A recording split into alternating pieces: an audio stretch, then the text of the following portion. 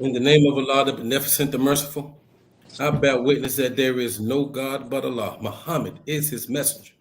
And the Honorable Minister Louis Farrakhan is our divine reminder and warner that's in our midst.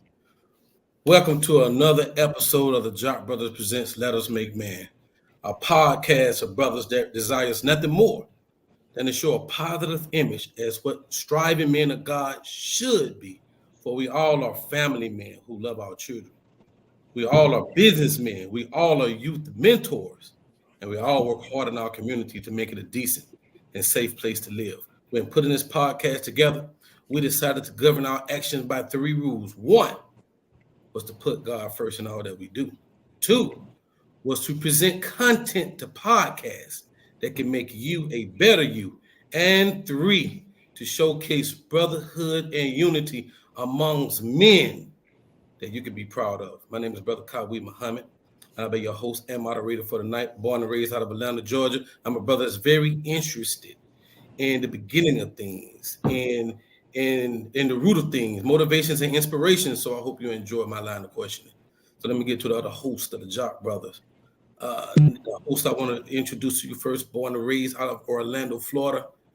Brother is he trumped us all in years of being a married man. My brother, who always brings a positive attitude to all our meetings and shows, my brother Jackie Muhammad.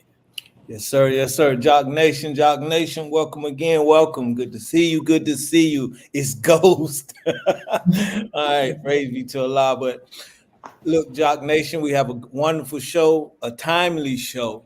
If you have been watching all the storms that has been taking place throughout America, you can see that the words of the Honorable Minister Louis Farrakhan proves true.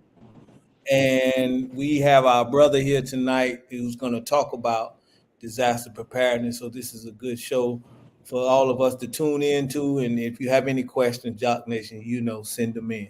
Thank you, Brother Kawi. Yes, sir. The other host of the Jock brother born and raised in New York City, son of a legendary Muslim out of New York City, but he ain't trying to lean on the good name of his father, but trying to make a name for himself. Brother now lives out in the West Coast area. My brother, Ahmed Bia.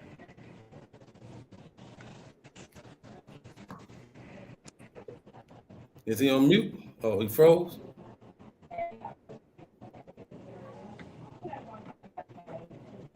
Okay. Go ahead and get, can you get the, let me see. Go ahead, Ahmed.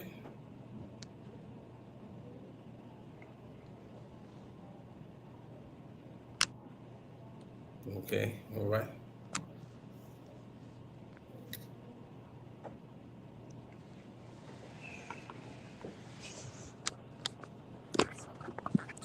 I see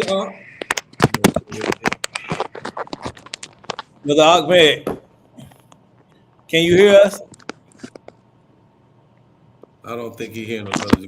Go ahead and run it, brother Jackie. Well, look, Jock Nation, once again, we want to thank you for tuning in to the Jock Brothers tonight. We ask that you subscribe and share the show. We definitely appreciate the support that you have been giving us. We still have our initiative going on. We want to get the baddest, boldest newspaper behind the bars of the belly of the beast, and we need to get this final call behind the bars in the belly of the beast. So definitely we want you to continue to support that initiative. You can go to $ Jock Bros, $ Jock Bros to support that initiative, and we can get the final call to anyone that you know of who's behind the bars, who's behind the belly of the beast, the bars, the belly of the beast, and we can get this out to our community, brothers and sisters. So if you have any names or anyone that you would like to get that final call to, please send it to this address, jockbrothersviewers@gmail.com, jockbrothersviewers@gmail.com. So thank you all once again. Back to you, Kawi. Yes, sir. Yes, sir.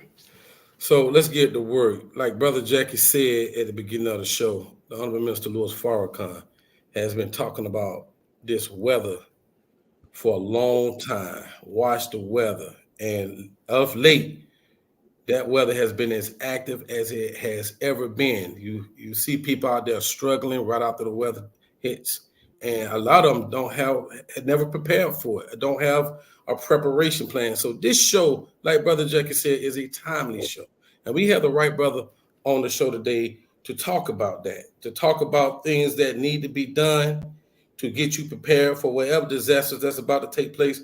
So let me get right into his bio. First of all, this brother here is an entrepreneur, a husband, a father, and a farmer. His love of animal husbandry and agriculture came at a very young age from his family in Puerto Rico. He started studying at Chicago State University, where he heard the Honorable Minister Louis Farrakhan speak on agriculture in 2010. At that time, he was pursuing a career in medicine. He later earned his bachelor's degree in biology at Tennessee State University. He has been practicing urban agriculture since 2014 and was in Will Allen's farming program for 5 years. Now that's big. That's big time. Mm-hmm. That's big time right there. Brother Randy has cultivated several farm spaces, including Muhammad University School of Urban Agriculture at Mars Mariam, and has mentored countless aspiring farmers and youth. Most recently, he and his wife have acquired, get this, a 28-acre farm and retreat space in South Georgia called Osafa's Oasis. Osafa Oasis is a work in progress and will feature farming, workshops, gardens, and programs centered around healing, including auditing. With no further ado, and with a Job Brothers round of applause, I want to introduce to you our brother Randy Muhammad. Assalamu alaikum, soldier. Walaikum salam, sir. In the open word, soldier. Yes, better grow food and grow it quickly. Time is of the essence. In part 36 of the Time Must Be Done, the Honorable Mr. Farrakhan said that the farming is the engine of our national life. It's not just the engine of our national life, but if it's the engine of our national life, it's the engine of your home also. Whether that be gardening, and what that means by engine, meaning if you don't have an engine, you're not going anywhere. It can't take you. You can't go anywhere without something that has an engine. Right. If it's a hovercraft or whatever it is that you have, in order to go someplace, you need an engine, right? But he said, like farming, meaning growing your own food. And we understand that we're entering I believe that we're in a time right now that it spoke of, like inside the Bible, of a great tribulation. And it said that great tribulation is that there will be a tribulation, such the likes that has not occurred since there was a nation upon the earth, nor will ever occur again. And it said, if those days were not cut short for my elect's sake, no flesh would survive. Come on, bro. So when you think of something, when you hear something like that, and this is Matthew chapter 24 through 26. So if you go through Matthew chapter 24 and 26, and you just read some of those things that Jesus is telling you, that these are the types of things that would take place as far as the storms, wars in diverse places, the love of the greater number cooling off. He said these are all signs and like what they call pangs of distress, and showing you that a time is coming. Now, when you think of growing food, many people don't know how to grow food or what it takes. You have enemies you see, and you have enemies you don't see. It's not about just flicking a seed inside of the ground and okay, a plant comes up. Say you got that plant, and then you got that is bearing fruit now. You think you're about to get this juicy tomato, right? Or that big old bell pepper as you see it forming. But then that squirrel or that chickmunk comes and takes that tomato, takes that bell pepper, kills that plant. That Japanese beetle eats those leaves. You're dealing with funguses that you've never dealt with before. Now your whole crop is gone because you didn't practice, because you didn't heed the warning, because you didn't take the necessary steps when the message was first delivered. The timer must be done. That was 13 years ago. 13 years ago. No, 11 years ago. So that was 2013. Yeah, 2013. 11 years ago. So that's and the Alma's Farrakhan has always been telling us to grow our own food, but he really stressed it there in the timer must be done, part 36. And when he gave that little shortly, before then, he gave that part 36. He came to my school, Chicago State University, in 2010, when I first started pursuing my degree in biology to go to medical school. Then he put up a picture of a cow, and he showed all the things that this same picture is on the USDA website, and it shows you all the things that you get from a cow. And I remember I just couldn't get that image out of my mind, and I was just so fascinated, like, wow, all these medicines, like. And I remember thinking, at that time, I was like, well, I'm gonna go to medical school, and I'm gonna make some money, and I'm gonna go ahead and buy the farm. But later on in my career, I started seeing that, well, you become a doctor, you're gonna be in that doctor's office all day long, like 16-hour day long. And so when you think of how much work it takes to run a farm, it takes all day long. But Randy, let me ask you this. When I was thinking of disaster preparedness, I was always thinking about items that you need to store away just in case there was a situation where we couldn't leave our homes, like storing up, like the canning that we do, where we store up a whole lot of food for a specific amount of time. You more or less approaching this as from still a farming perspective and grow your own food perspective. So is this how you are doing your disaster preparedness if a disaster is to take place? Yes. So when you think of survival, right? You think of survival. You can't say survival without mentioning separation. Because, okay, look at it like this. Who grows your food? And there's a lecture the Honorable Minister Louis Farrakhan gave in 2005 at Kennedy King College. It's called Healing Begins in the Mind. And there he went real deep in addressing our mind, because we are dying right now because we are in their food system. Mm-hmm.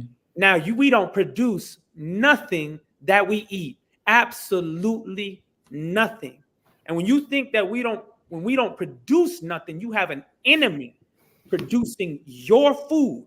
Everything that you eat, everything you take inside of your body. I just went to the store and I bought some baking powder to make my son some pancakes, right?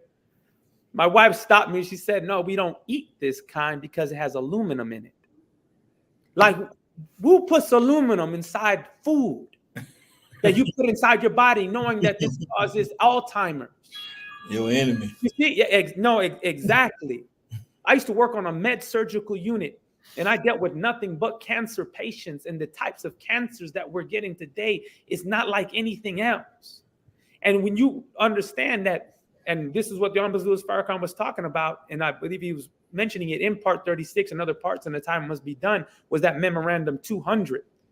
And that was the depopulation memorandum given by the Food and Drug Administration, to everybody. So if you're not in the mind of growing your own food or providing for yourself and your family, how can you even say survival? Because these people have it, and it's no conspiracy. This is just plain as day now, that they want to depopulate. They don't want to look. They're giving you fake food, fake everything. Right. It's not even chicken anymore. It's like it's glue meat. They have vats of stainless steel tanks producing this protein from this slime jelly. And we're always the last ones to know. Clone meat.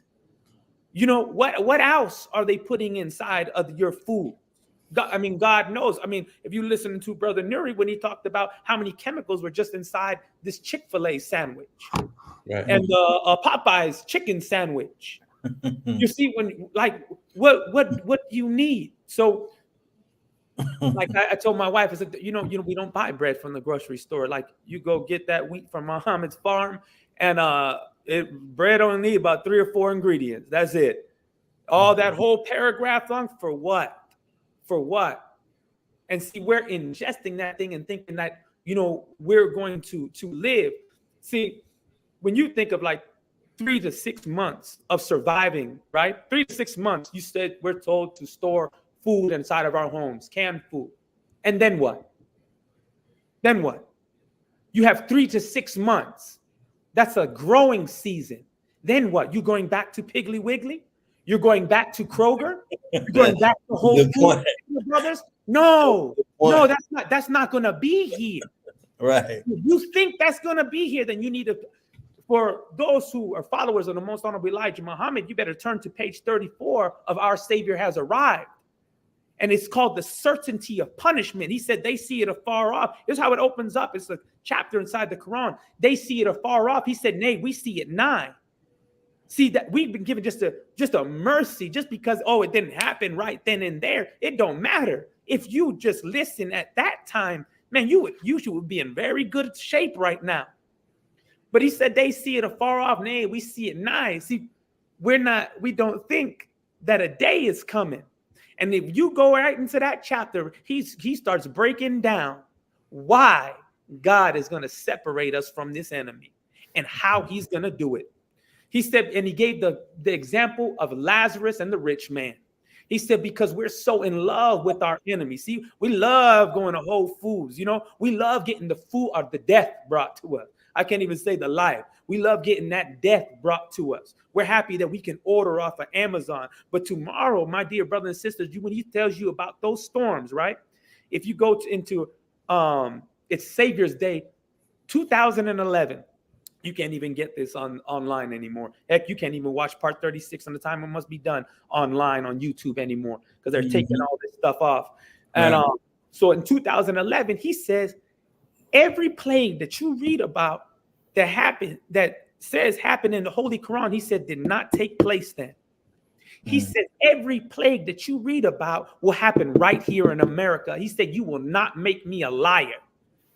And so when you understand who the Honorable Minister Louis Farrakhan is and the warning that he gives, this is to you have to put this in your mind.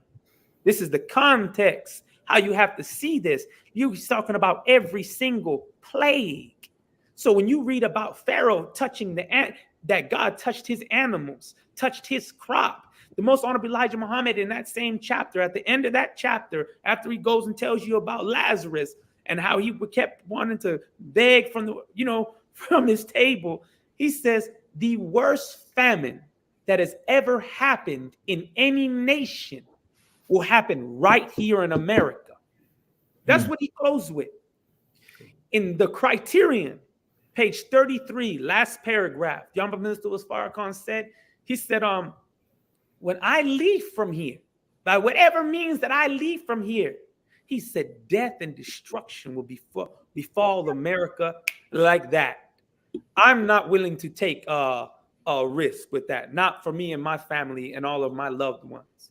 When I established that farm space on the side of Mos Mariam, there was a visual because the children, nobody was doing anything. And when you have so much information being given, you have to do something for yourself. That was a place full of weeds, and there was nothing there. And I'm saying that because a lot of people have spaces, or even in your backyard, there's nothing there. You're not doing nothing with it. But my dear brothers, if you don't do something, and I did that with very little means. That was with no fund. That was with my funding. You see, that was with the support you would have some believers would come by and they would like to purchase eggs and chicken and buy chickens and baby chicks. And I was able to share that with them. I was able to install gardens and things inside of their backyard so that they have something. But see, we need to see an image of what a farm or what you can do with a very small space. And we can't take it for granted the time that we have. If we don't move and move very quickly with growing something and doing something for ourselves in the way of food production, you don't need a lot of space. And that's what that example in Mos Mariam is. You don't need a lot of space to grow a lot of food. So, I got a quick question. Yes, sir. Yeah, I got a quick question, bro. Now, like how we asked earlier, you have disaster and you have survival. So there's a lot of different moving circles in that same area that you're talking about. But how does one get started? Maybe I haven't read Tidy to Live. Maybe I haven't acquired these books of knowledge, but I want to step out there. I want to take that first step in survival, in preparing for disaster. What do you suggest for someone to do? Well, that's a good question. And see, when I say we have no excuses, because you have millions of people on YouTube, TikTok, Facebook, gardening, showing step by step how to establish, how to just grow a box, how to put a food box. You have a brother right now in Chicago, brother Malik Ithaca, that does little short videos. I was just watching one right before I came over here with my wife, and he was just showing how to put up together a simple box. But you're asking, okay, how do I do it? Just go on YouTube. There's no when you want more like in-depth like training, that's when you come to Osafa's Oasis. That's when you right. for the program. Like you have an acre, you have 10 acres, you have 30 acres, you have 100, you have 1,000 acres. That's when you come and get the training from Brother Randy here at Osafa's Oasis. That's when I'll show you how to massage the earth, how to use the land, how to work the land, how to make it productive. That's what I focus in on. It's really getting back to the earth. So you really have to go into a mind. Like survival it's a mind. And I'm gonna show you there's a lecture, I believe it's in 2008. As a matter of fact, it's a study guide that the Honorable Minister Louis Farrakhan gave. And it's called Educational Challenge, a New Paradigm for the 21st Century. And inside of that lecture, and that you can find that on YouTube. They have about 40 minutes of it on YouTube. You might want to hurry up and watch that before they take that down. Or you can order that from the Final Call store. And I would definitely, if you don't have that, you definitely want that lecture and you want to review it. Remember, it's a study guide 21. And inside of it, Dr. Louis Farrakhan says this. He said, what I'm about to say is, he said, might, like shock some of you. But he said, I am the way. I am the way. When the only person I ever heard say something like that, I am the way, that I've heard was Jesus inside of the Bible. Right. That's the only person I ever. So it made me think like, well, what do you mean? I am the way. Like what way? What way is that? See, he told every single one of us and in his executive council, he said, you don't love deep enough. You don't love deep enough. So what do you mean you don't love deep enough? How do I love? How can I get into love? See, he's showing us the way we have to think. See, we have to be in love. See, when you think of love, you got to think of sacrifice. I'm going to give it my all. You see, I'm going to give it my all. And that's the type of mind you're going to have to make it through this. When you talk about disaster preparedness, he said, just try and survive. Just try. But if you can't love, you won't love your life. You won't try to protect yourself. You won't plant. I'll tell you what, you start, like, go plant a tree in your backyard. You start there.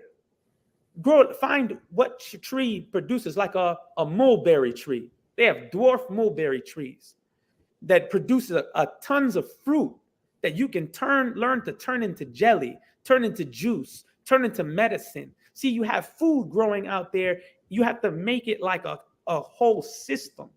That's how you have to make your backyard when you think of survival.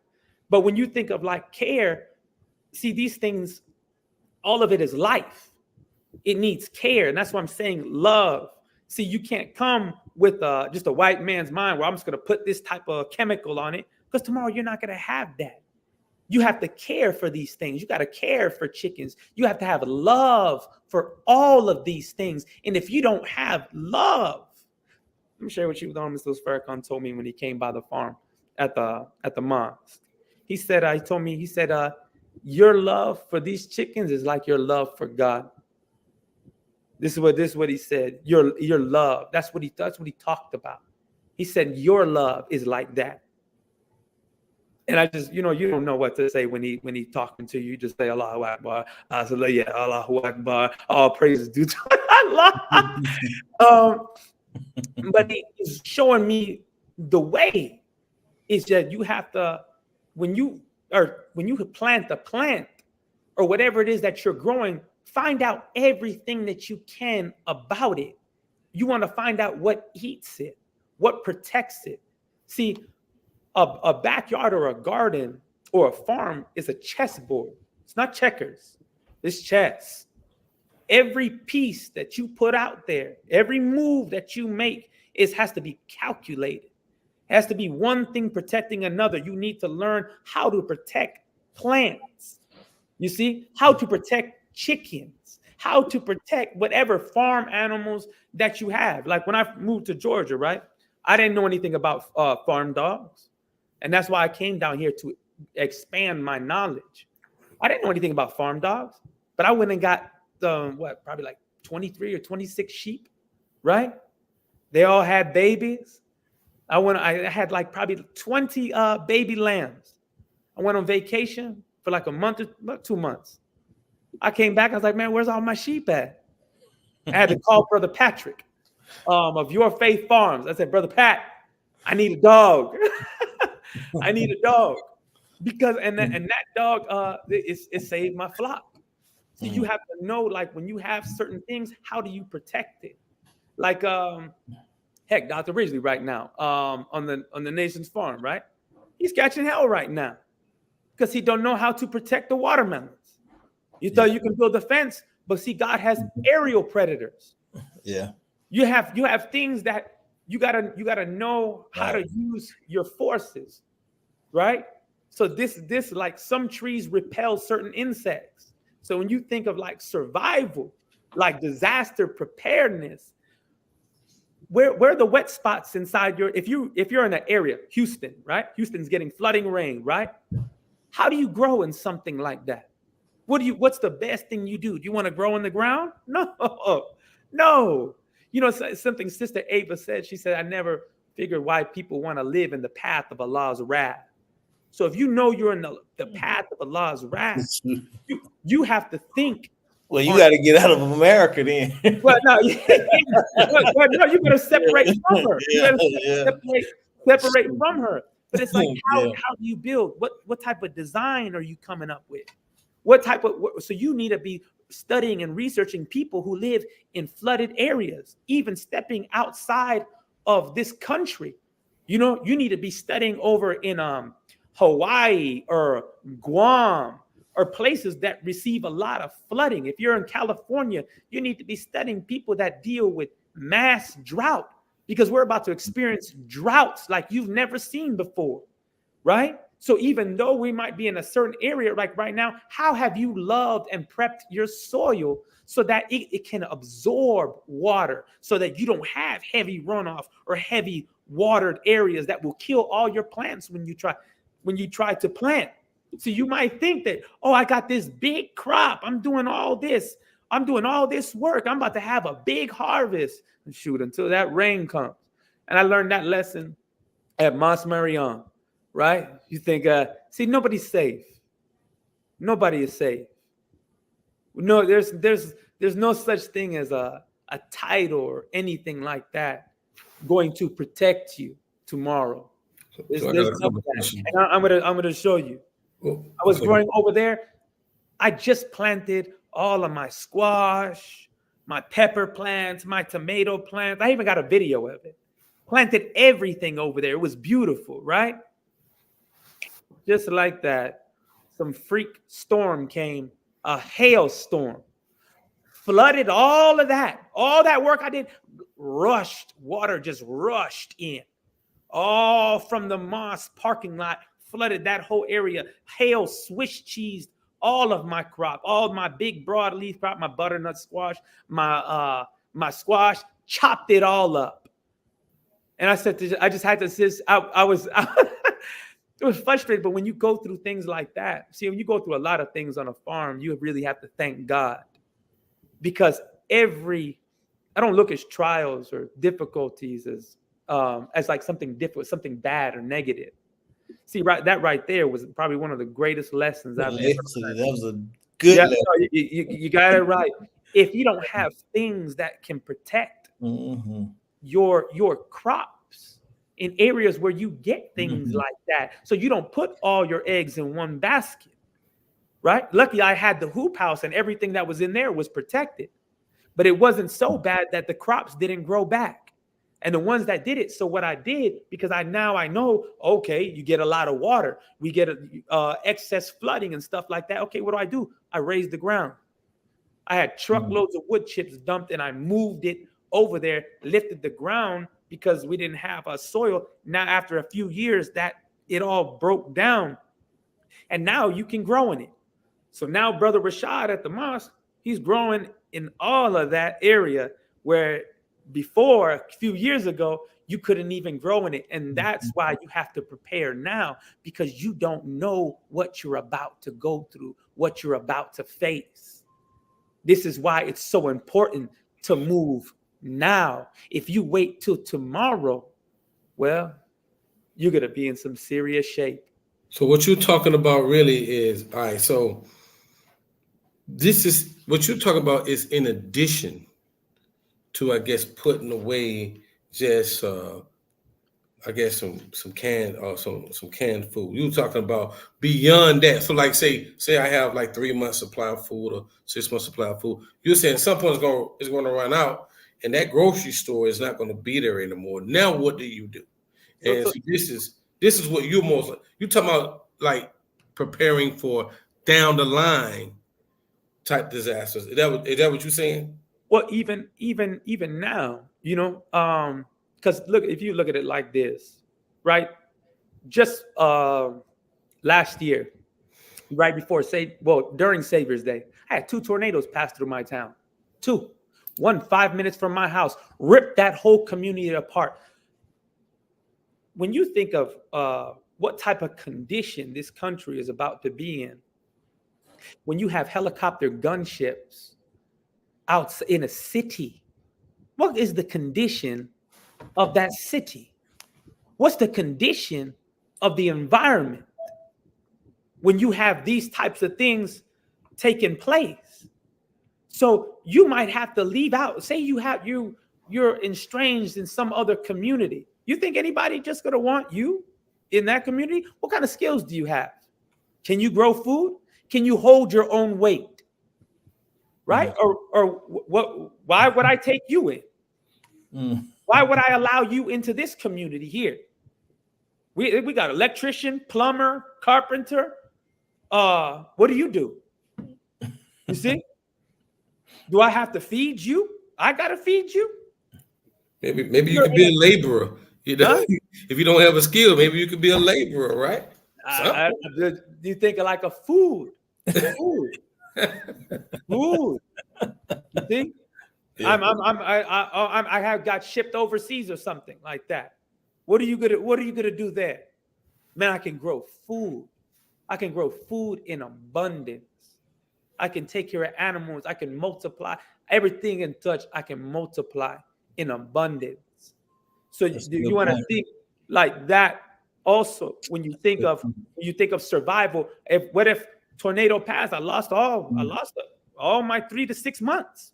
Right. Hey, I lost a lot. Tornado blast ripped through the farm. Then what?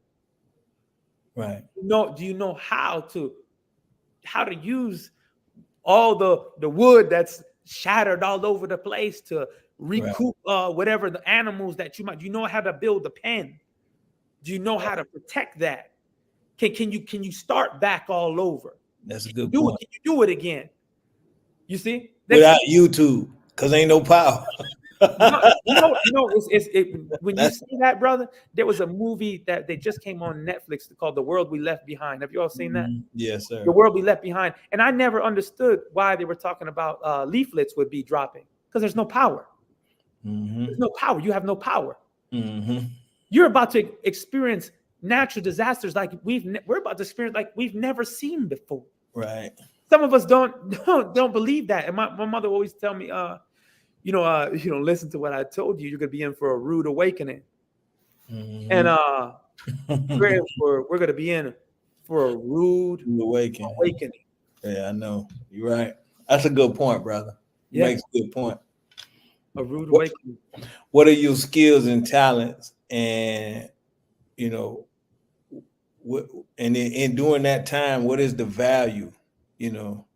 That's a very, very good point you making. I'm happy you mentioned that. And when you said that, what is gifts, skills, and talents? And one thing, see, I never left medicine. I just really got into it because food is medicine. Now, how can you make? So there's no pharmacy, right? No Walgreens during this time, right? When they rioted in Chicago, when they killed our brother, they put our brother that put the knee on his neck. They cleaned out. Yeah. They cleaned out the grocery stores, Walgreens, in less than 3 days. Less than 3 days, they wiped these things. I mean, picked them clean. Police were more downtown than in the south side of Chicago. People were coming out of the stores like roaches. So no medicine. What happens when you have some bacteria inside your stomach? How do you deal with that? How do you know how to make certain remedies? See, this is what the importance of farm and having certain herbs and things like that inside your house. And I like to give people an example. My son had, I tell you, it's a farm. So he likes to, he's little. So he likes to take the dirt and want to taste the dirt. Dirt might have some chicken poop in it. So he take that. Now he has diarrhea. And now he's using the bathroom like water. I'm talking about like every 3 minutes he's on the toilet. And I know that he's about to be dehydrated. And if he keeps doing that, he's going to get dehydrated. I'm going to have to go to the hospital. Bam. I went inside the garden. I got some garlic, turmeric, and ginger, ground that up, put that in a tea, gave that to him. Less than 10 minutes. Nothing. Stopped it just like that. You say, like, what are some other things that heal ailments, wounds? You had, then this is why, like he said, like the food, your cabinet or your food pantry is your hospital. Food is your medicine. Like, how do you use these things? Because this is how we're going to be having to think now. When you think of food preparation, or what do I have? So when you think of, okay, what type of food do I grow? What food am I going to want to grow tomatoes in a time of want? No. Right.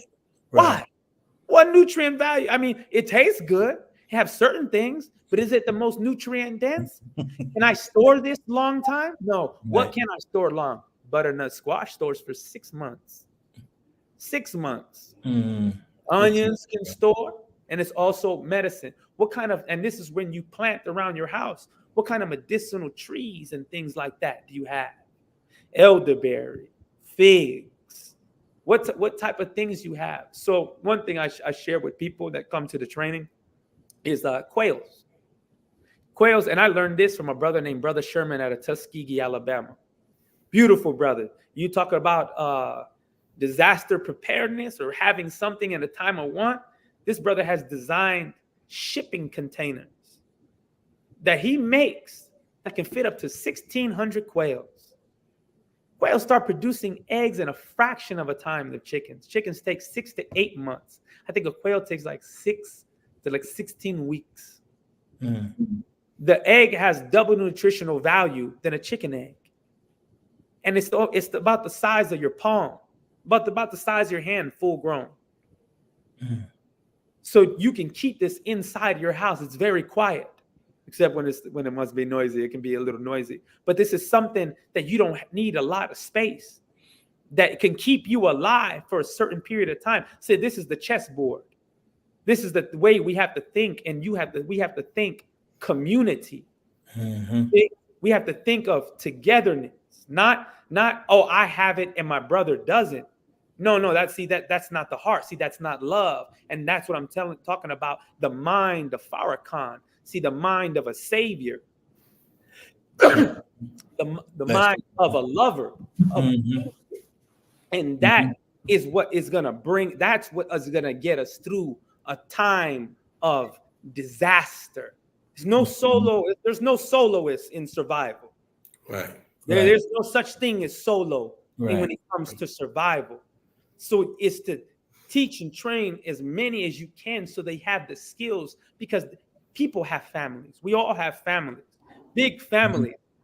You're not going to want to just go and walk by somebody. You're going to see somebody with a child that can't take care of that child. This one almost was Farrakhan. He gave a lecture. It's in 1996 called The Divine Destruction of America.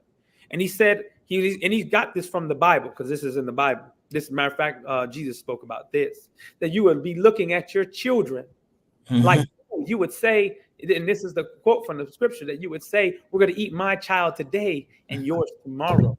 What kind of condition are we in when you think of something like that, where a woman that would kill anything if you harmed her child, if you even came and said anything wrong to her child?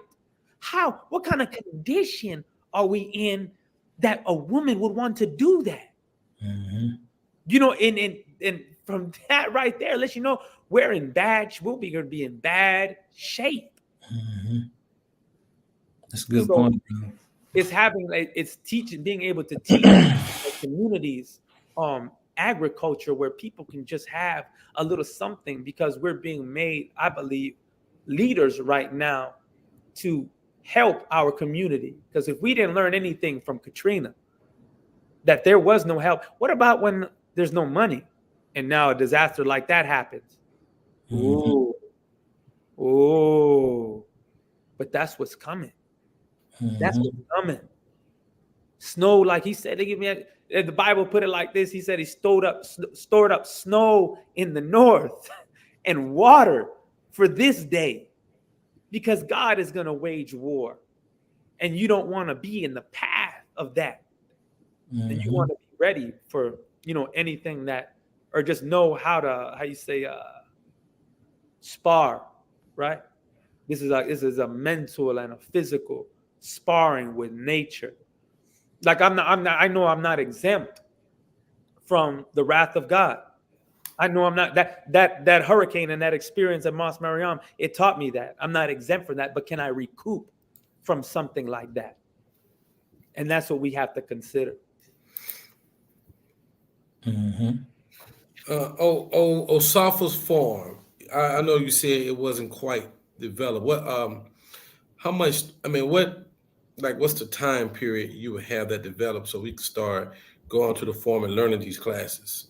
Oh no, we're fully operational now. Oh, okay. Oh yeah, we're fully operational now. We teach. So it first started teaching a visionary workshop, and I start there because you need to be able to see your space. You need to know what's possible. And sometimes it's just like you were saying, like, well, what do I do if I don't have? What do I do? What can I do? And so I teach you how to see it. So I take you through a whole tour of the farm to show you what's possible, because this was blank. This was nothing here. This was weeds, and yeah, you had grass, but it was no farm here. I had to build the farm. Just like I was showing you at Mos Mariam, I had to build that out. There was nothing there. There was no fence. There was no chicken coop. There was no hoop house. There was none of that there. So how do you get into that creative mind?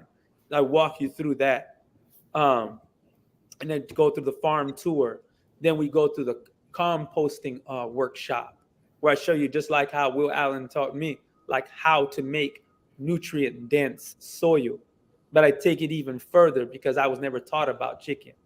I learned chickens just from growing up with a bunch of chickens, because that's what we always had in Puerto Rico. And just growing up, we always had chickens inside the backyard. So I was sitting one time at the space in Chicago with just a field of wood chips. And I said, well, dang, what do I do with this? I stood on top of the wood chip just looking and just thinking. And I was just it's such a deplorable state. I just had to say, I just said a prayer.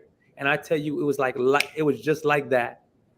Bam. I'm looking at my chickens. I said, oh, I'm going to use God's tools. They're going to fertilize the ground for me. They're going to make these wood chips useful. Like as they break down, they're going to put the fertility inside of the soil for me. And that's how I learned how to use chickens. So every difficulty I don't like calling it like a difficulty, really like blessings, right? Right. Because all it does, it just makes me stronger. Mm-hmm. It just makes me more knowledgeable. It's just like a puzzle. It's just like, how do I troubleshoot this? And that's when you really have to, farming, like the Moses Farrakhan said, will bring you very, very close to God. Very, very, very close. So I go over all these types of things and my experiences farming inside that first workshop. And then we go to the composting. Then I showed people how to process chickens, sheep, cows. If you're interested in doing this, how to build hoop houses, the different types of hoop houses that you can build. Because there's not like just one. Like what can you do in real small spaces? Like how do you make it functional for you and your family to maximize it, right? Because tomorrow you're not going to want to be building decks and pergolas and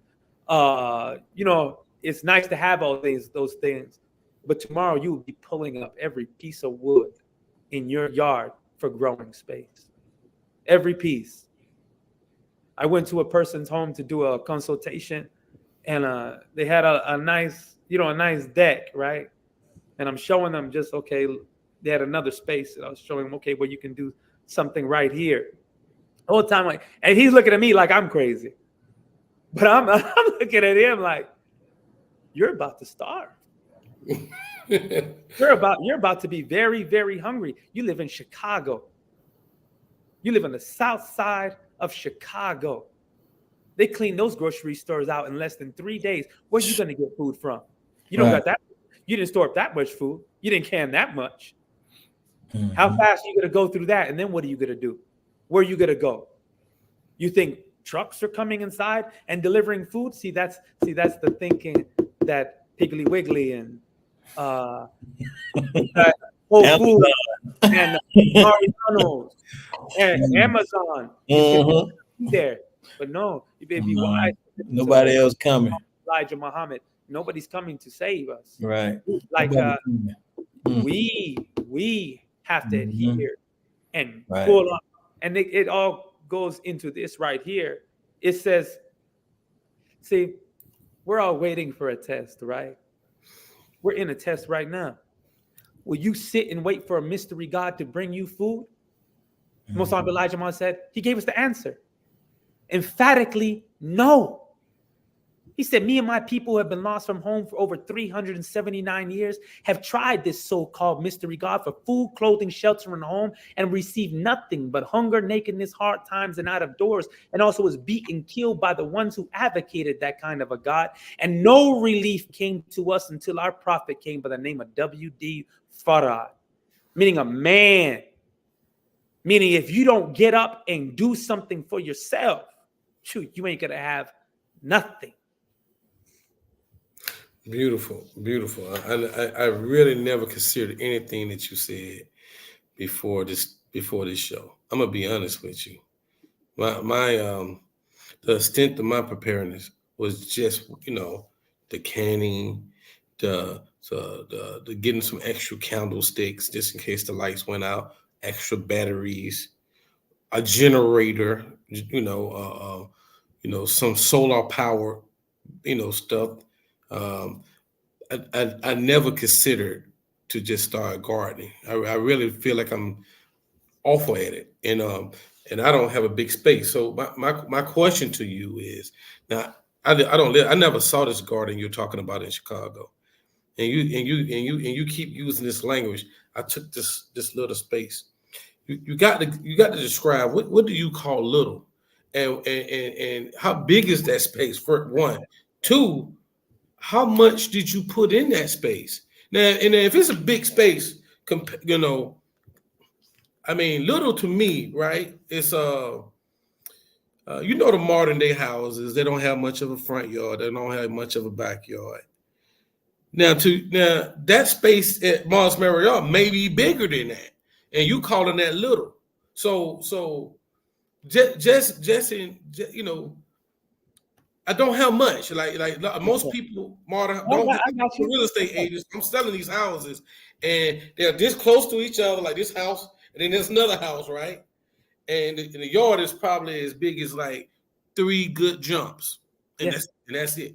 What can you do with that space? That's perfect, right?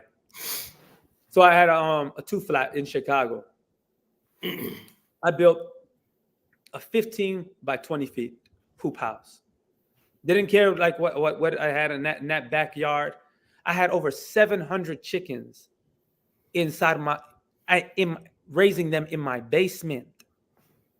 So if you have like basement, I'm talking about baby chicks. I got videos and all this.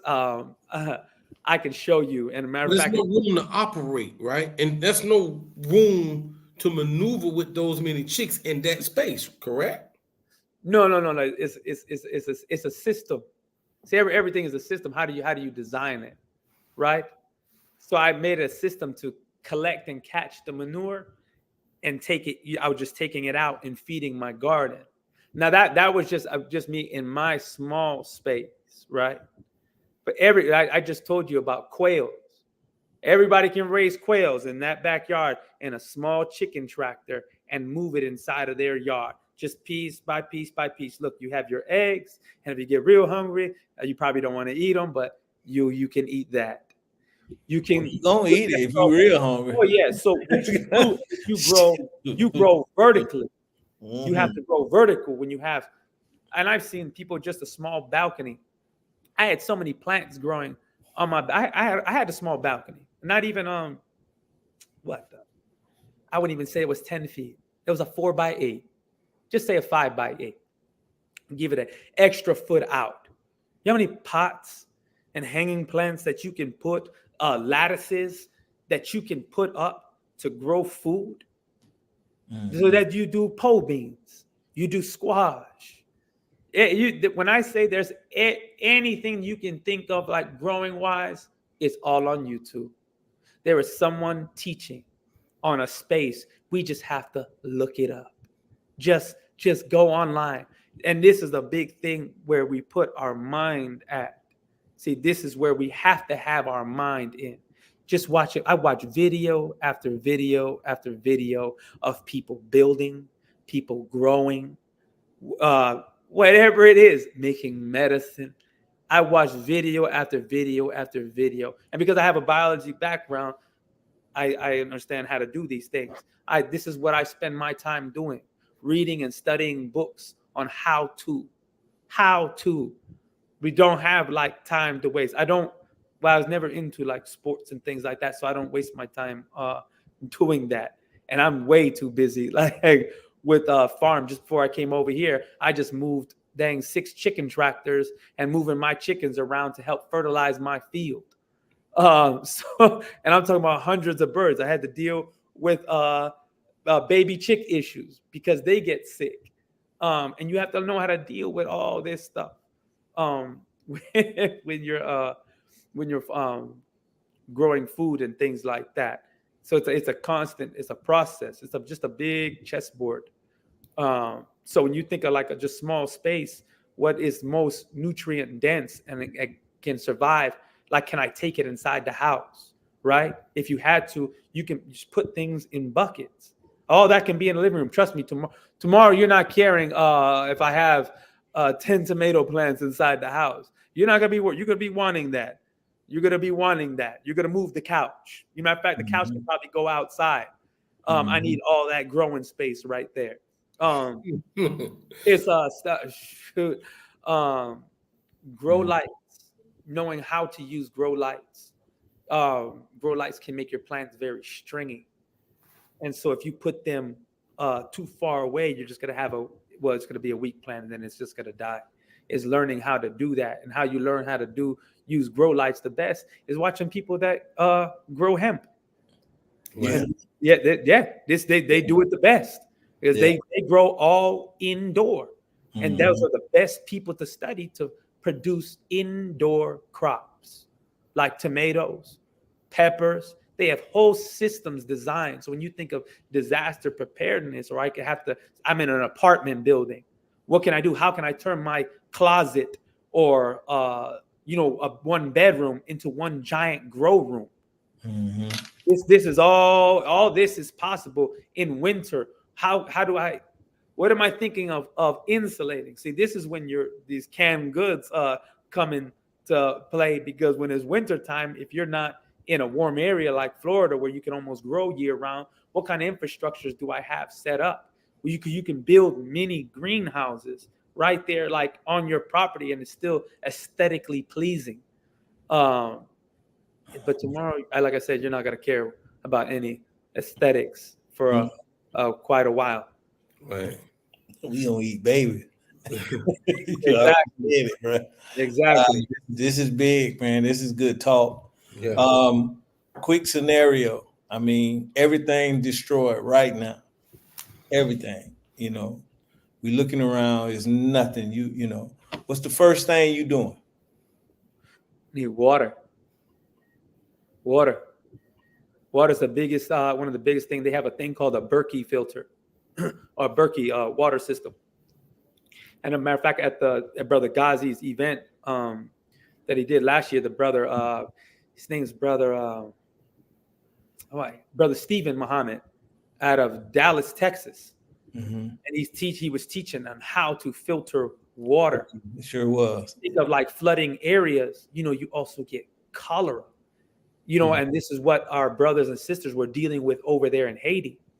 And just if you don't think that we're about to go through these types of things, remember the Honorable Louis Farrakhan said that Fukushima nuclear over there in Fukushima in Japan, that tidal wave and all that nuclear disaster, he said that's coming right over here. So and that's I'm happy you mentioned that. When you think of water, that's the most important thing. Would you have can you find a clean water source, or do you have those filtration bottles that can filter disgusting water? That Berkey filter can filter nasty water and make it drinkable water. So studying those water systems, you even have so many people that are so smart among us. There's a brother that builds collects condensation, condensation. And he has these water systems, and I think he went over there to help over there in Haiti with those water systems. But studying that, how do I clean water? How do I have those water barrels? So if you think you're in an apartment, you can put a 55-gallon water container inside of there. And this is why making sure different family members have certain things, different friends have certain things. And that's why I say community is most important, in people having this type of education to help educate the people in their community. Because when you do that, you're really setting up your survival system, right? Your survival system. Because this person might be able to hold 20 rain barrels, right? Brother, can I give you I got to give you the money, but here, I bought one. Can we keep it over here, right? You have it, I have it, right? You stored it over there, thinking of things like that. How much water do I need? Right.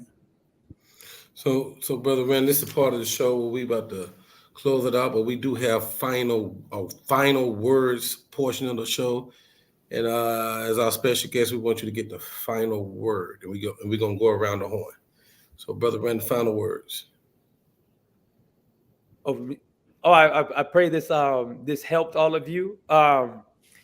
if you are able to, this is at the National Training Seminar, I will be speaking there, and I will be sharing some very important things on survival. Matter of fact, the title of the lecture is "The Science of Survival." The title of my piece, I want to call it a lecture, but I'm going to go more in depth of just what exactly farming is, and just the mind that you want to have in going in these closing times. And if you have any questions, I can be reached at osafasoasis.com. You can just email me there if you're interested in taking any of the training that we have. We do offer the trainings here that you can get this type of education. It's not expensive. Not dinging nobody inside the head. Actually, it's probably the most reasonable that you'll ever find. And I do have an extensive knowledge on these things. He's finna hook you up right now. He's about to put osafasoasis.com on the screen for everybody to see. Please, everybody, when Brother Jackie put it up, write this down. Visit his website. As you can see, his brother very passionate and knowledgeable. Is that the correct? Yes. You had apostrophe S, but is No, that's it. okay. Okay, yes, everybody, please get that down and go to his website. And how often do you do the training? I do these trainings every Saturday. Every Saturday. And sometimes it's Saturday and Sunday, depending on what the workshop is. Like the Visionary Workshop is a 2-day workshop. The Hoop House that's a 2-day workshop because it entails a lot of building. So if you're out of town, just let me know, and I can kind of design the next workshop for an extensive. During the summertime, I do want to do a week-long intensive where I go through all of it. I was just trying to make it more feasible for the people to be able to attend, because I know not everyone can take a whole week off of work. So I'm just trying to make it where you can at least get some of it or just piece it as time goes by. Okay. Do you make this workshop I guess easy to understand for say youth? Oh yes. That's really my focus. What I want to deal with is youth, and just teaching them, because when you can understand these sciences real young, they can take it so much further. See, there's a book called The Greatest Salesman in the World, by O.G. Mandino, and where he was talking about in that very first scroll that you don't have to go through the whole 20. You don't want to have to go through everything I've gone through to understand and learn what I learned. You don't want to have to do that. So just go ahead and cut that 20 years down into 1 week or a very short period of time, and take it like that, and you'd be better off. Now you can build and go deeper into it. You don't have to do everything that I did. So that's in LaGrange, Georgia. Yes. Every Saturday. And if you're interested, Jock Nation, you go to osafasoasis.com, and what they will leave their information, or just leave me your name, email, what city you're in, and how I can contact you, and I will contact you. And what you're interested in, and I'll contact you. Good job. Brother Jackie, final words. Final words. Brother, you said some things that brought a lot of to reality. We and you're right. After the 3 to 6 months, then what? We're gonna call Amazon, or we going back to Piggly Wiggly, or what? Randy Muhammad. So in those 3 to 6 months, it seems that we should have built something or started something, and after the 6 months, what we have started, it should be growing and prospering and exactly. So if you or I don't have any skills, man, brother, you brought a lot to mind. So thank you for that. So it's every Saturday. That's yes, sir. Every Saturday, and we can come and get some skills. And just like I watch you cut the head off that chicken that day. I watched you cut the head off that chicken, but you taught us how to, allow the chicken to bleed out. You have that tool. What was that tool that you put his head in? The I don't know cone, what you call it. metal cone. Yeah, the metal cone. Yeah, to keep Yes, sir. keep it from flapping. Keep it from flapping Yes. and everything. Yeah, exactly. So these are skills that, you know, during that time we definitely would need. We need them now.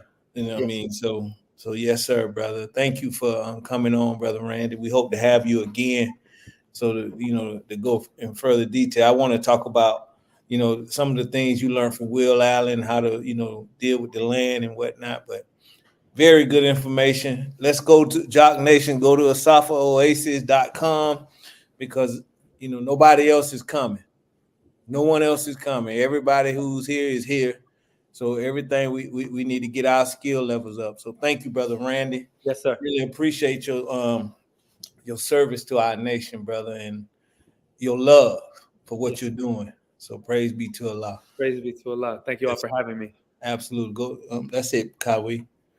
Well, I'm just going to say thank you, but you know, I called Brother Randy. He was ready to go on short notice, and even though we couldn't make it necessarily happen last week, he was still ready this week, and I had no idea we was going to get this type of information on the show.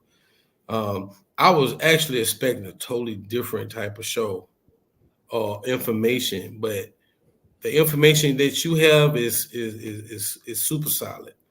And it don't even sound like it's really hard to do.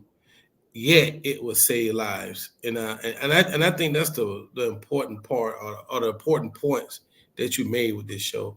This is something that is very simple to do. You can do it in a small space. It just takes some concentration, and you have the means to not only sustain yourself and your family, but those around you for long periods of time. So, man, I look forward to seeing you at God's Farm. I don't think I'm looking forward to the cutting off of chicken head though. But you know what? We all love chicken, so You get hungry enough, you look forward to cutting off. If you don't want to cut it off, like I do sell chicken. I do sell chicken. right, yes. Yeah, we do sell eggs and chicken. So Yeah, you want get that, hungry enough. we have it for you. You know. Yes, sir. And you know what? I would like to see if you do this at Gaz's farm or even at your farm, how you store your quails. I really would like to see that. And man, you just bought a lot. Yeah, you just bought a lot, dude, and I appreciate you. You really did, bro. Praise be to Allah. And you do a good job every Saturday on our call, man. Oh, thank you. Know, thank you. Praise be to Allah. Allah. So, all right, Jock Nation, look, man, that was a lot of information. Thank you, brother Randy. Thank you, brother Kawi. Yes, sir. Assalamu alaikum.